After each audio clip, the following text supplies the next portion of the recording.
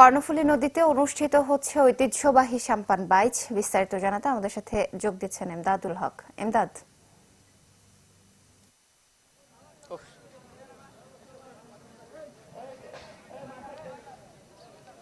সোহেলি, আজকে বিকাল ৩টায় কিছুক্ষণ পরে আসলে এই যে ঐতিহ্যবাহী সাম্পান বাইচ, কর্ণফুলী নদীর ঐতিহ্য, এই সাম্পান বাইচ শুরু হতে যাওয়ার কথা এবং সেই অনুযায়ী সার্বিক প্রস্তুতিও কিন্তু চলছে।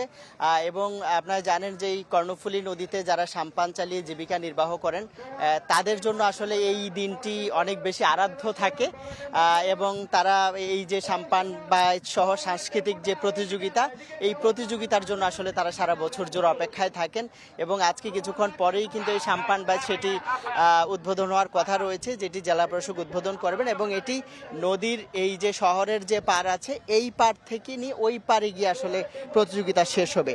এবং আমরা যেটি কথা বলে জেনেছি যে এবার আটটি সাম্পান বাইচে অংশগ্রহণ করবে, অর্থাৎ 8টি টিম, এবং প্রত্যেকটি টিমের জন্যই কিন্তু সান্ত্বনা পুরস্কার রয়েছে, এমনটি কিন্তু তারা জানিয়েছেন।